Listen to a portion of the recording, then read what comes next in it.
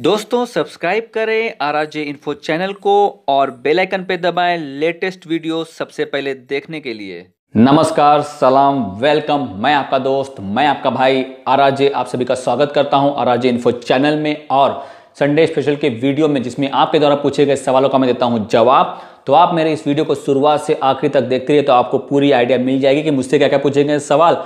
अगर आपके मन में चल रहे होंगे सवाल तो यहाँ पे उसका मिल जाएगा दोस्तों जवाब।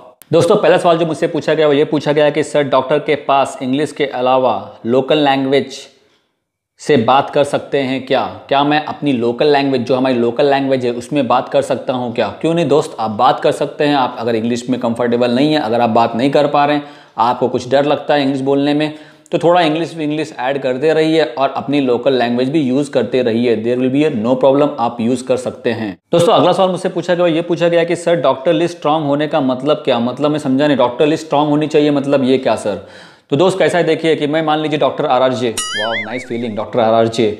अगर आप मुझसे आके मिलते हैं और तो मिलने के बाद अगर आप मुझे बताते हैं कि सर ये मेरा ब्रांड है आप लिखिए, लेकिन अगर मैं वो मॉलिक्यूल, वो कंटेंट अगर लिखता ही नहीं हूँ तो आपका बताने से फ़ायदा क्या हुआ? कुछ नहीं ना। तो इसका मतलब आपने प्रॉपर सर्वे नहीं किया और बिना सर्वे के मुझे डॉक्टर लिस्ट में आपकी ऐड कर दिया, तो क्या हुआ?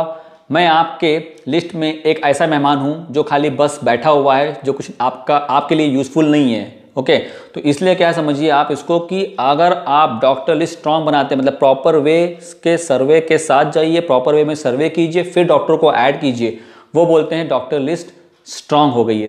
अगला सवाल मुझसे पूछा गया है, ये पूछा गया कि एक प्रोडक्ट का ट्रेडमार्क कराने के लिए कितना खर्चा आता है? तो दोस्त कैसा, तो देखिए अगर आप ट्रेडमार्क करवा रहे हैं, मतलब कोई भी ब्रांड नेम अगर आप टीएम के लिए अप्लाई कर रहे हैं तो उसके ऊपर आई थिंक मैंने ऑलरेडी वीडियो बनाया हुआ, आप देख लीजिए। लेकिन यहाँ पे आपको बता दूंगा मैं कि 5000 रुपीज़ अगर आप पर्सनली अपने नाम से करवा रहे हैं, मतलब खुद से होके करवा रहे हैं, मतलब आपके नाम से अगर वो ब्रांड नेम और टीएम करवा रहे हैं तो 5000।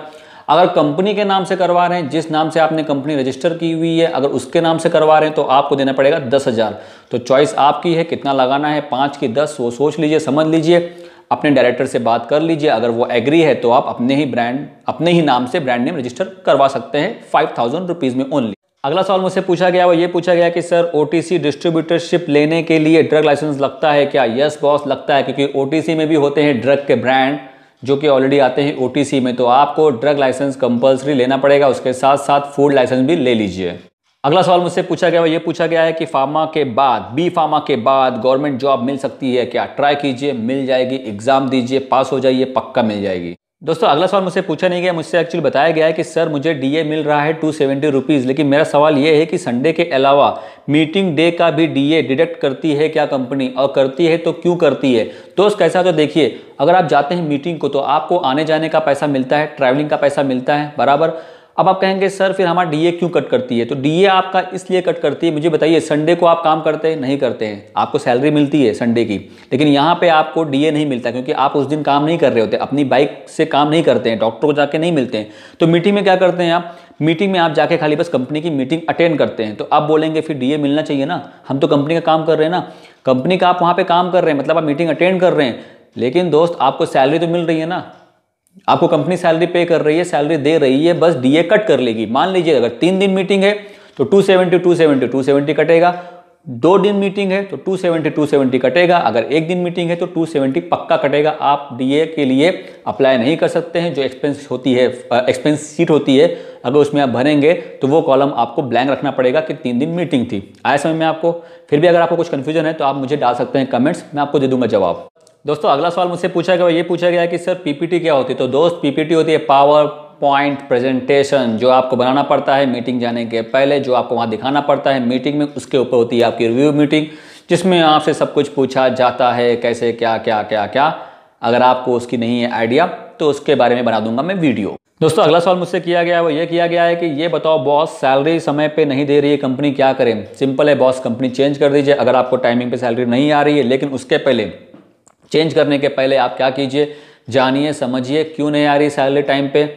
कहीं पैसा तो कम नहीं है कंपनी के पास? मजाक कर रहा हूँ दोस्त, पहले समझ लीजिए, पूछ लीजिए कि सर सैलरी टाइम पे क्यों नहीं आ रही, प्रॉब्लम क्या हो रहा है। हर महीने अगर आपको प्रॉब्लम आ रहा है तो आप एक्शन लीजिए। क्या एक्शन लीजिए? आप कंपनी चेंज कर दीजिए। क्यों चेंज कर दीजिए? अगर आपको प्रॉब्लम आ रही है सैलरी टाइमिंग पे ना आने की वजह से, पेट्रोल प्रॉब्लम भरने पर प्रॉब्लम आ रही है, रेंट देने पर प्रॉब्लम आ रही है, कुछ भी आपका पर्सनल काम रुक रहा होगा सैलरी टाइम पे ना आने पे, तो आप कंपनी चेंज कर सकते हैं।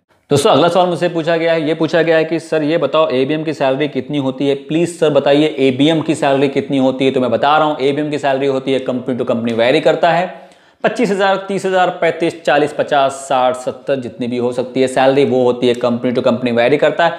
बस ये है कि एमआर जॉब से डबल या फिर थोड़ी सी ज़्यादा होती है और हो सकती है, और होती है, हो सकती नहीं है, होती है दोस्तों। एबीएम की सैलरी एमआर से ज़्यादा ही होती है, लेकिन जो लॉन्चिंग कंपनी होती है वहाँ पे क्या होता है पता है आपको, कि वहाँ पे होते हैं वो एबीएम। किसी किसी लॉन्चिंग कंपनी में क्या होता है कि अगर वो वहाँ पे होते हैं एबीएम, अगर आप पूछते हैं सर आप क्या है, मतलब आपके पोस्ट क्या, वो बताएंगे एबीएम, सर आपकी सैलरी बताएंगे 25,000। तब आप सोचेंगे मेरी भी तो सैलरी 25,000 है, लेकिन कंपनी का फर्क है ना, आप किस कंपनी में काम कर रहे हैं पहले वो देखिए, वो बंदा किस कंपनी में काम कर रहा है वो देखिए। तो इसलिए मैं बार बार कहता हूँ, हर बार कहता हूँ, चिल्ला चिल्ला के कहता हूँ, ये वेरी करता है कंपनी टू कंपनी।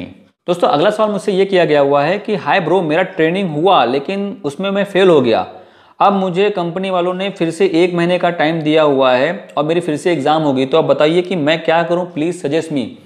अपनी गलतियों को देखिए कि आपने कहाँ कहाँ पे की गलती जिसकी वजह से आप फेल हो गए, आपको ट्रेनिंग से बाहर निकाल दिया। लेकिन लकी है कंपनी ने आपको 1 मंथ का टाइम दिया है, लेकिन वो कंफर्म कर लीजिए कि 1 महीने के बाद आपकी एग्जाम होगी भी कि नहीं होगी, कि खाली बस ट्रेनिंग से निकालने के लिए आपको दे दिया एक आसरा, मतलब एक समाधान मिल गया कि आपको हाँ मेरा ट्रेनिंग होगा, लेकिन होगा कि नहीं होगा वो कंफर्म कर लीजिए, वरना क्या होगा, आप उस कंपनी के चक्कर में अपना 1 महीना बर्बाद कर देंगे। अगर आप डैम श्योर है कि हाँ मेरा ट्रेनिंग होगा, पक्का होगा, तो तैयारी करना चालू कर दीजिए। सिस्टम विस्टम जो भी आपसे वहाँ पूछेगा, जैसे सवाल जो आप नहीं दे पाए, अपनी कमियों को देखिए, जानिए, समझिए और उसी हिसाब से अपनी आप प्रैक्टिस चालू कर दीजिए। दोस्तों अगला सवाल मुझसे पूछा गया, ये पूछा गया कि sir pharmacy registration and licence में क्या फ़र्क है, लाइसेंस कितने तरह के होते हैं, और एक फार्मासिस्ट के पास एक से ज़्यादा मेडिकल शॉप खोलने की अथॉरिटी होती है क्या। तो नो बॉस, एक फार्मासिस्ट एक मेडिकल। और फार्मेसी रजिस्ट्रेशन मतलब क्या, आपको जाना पड़ता है ऑफिस में, वहाँ पे आपको अप्लाई करना पड़ता है, अपनी मार्कशीट सारे डॉक्यूमेंट्स ले जाने पड़ते हैं, तो मतलब वो हो गया आप फार्मासिस्ट, मतलब एज अ फार्मासिस्ट हो गया आपका रजिस्ट्रेशन। लाइसेंस मतलब क्या, आपको ड्रग ऑफिस में जाना पड़ता है, वहाँ पे आपको अप्लाई करना पड़ता है, शॉप वॉप ये सब जगह विगा, मतलब मेडिकल शॉप के लिए लाइसेंस वो होता है अलग। लेकिन वो आता कैसे है, आपके रजिस्ट्रेशन फार्मेसी के बेस के ऊपर ही आपको लाइसेंस मिलता है। मतलब थोड़े से, अगर थोड़े में बताया मैं आपको कि D pharmacy, B pharmacy, M pharmacy के बेसिस के ऊपर ही लाइसेंस आपको आता है, लेकिन एक फार्मासिस्ट के पास एक ही लाइसेंस होता है। दोस्तों अगला सवाल मुझसे पूछा गया, ये पूछा गया है कि sir it is completely legal to employ registered pharmacist in a medical shop when the owner doesn't have a pharmacy degree. Obviously, why not, if pharmacist is there is no problem, it's totally legal because pharmacist is there. अगर pharmacist वहाँ पे नहीं है और owner है, मान लीजिए आरआरजे, मैं वहाँ का ओनर हूँ, मेरे पास फार्मासिस्ट की डिग्री नहीं है, तो ये इलीगल है। फार्मासिस्ट का होना वहाँ जरूरी है, क्योंकि जिसके नाम पे लाइसेंस है, मतलब जो फार्मासिस्ट होगा ना उसी के नाम पे निकालते हैं लाइसेंस, तो फार्मासिस्ट का होना वहाँ पे जरूरी है। अगर फार्मासिस्ट नहीं है तो वो इलीगल है, अगर फार्मासिस्ट है तो ये लीगल है। तो दोस्तों आरआरजे भाई से जितने किए गए थे सवाल, मैंने उनका दे दिया है जवाब। अगर आपके मन में चल रहे हो कुछ सवाल या फिर आप मुझसे कुछ पूछना चाहते हैं तो वेट मत कीजिए, डाल दीजिए कमेंट्स। मैं यहाँ बैठा हूँ आप सभी लोगों के लिए, आप लोगों को रिप्लाई देता हूँ और देता रहूँगा। So thank you so much for watching video, please keep on watching, bye bye, take care.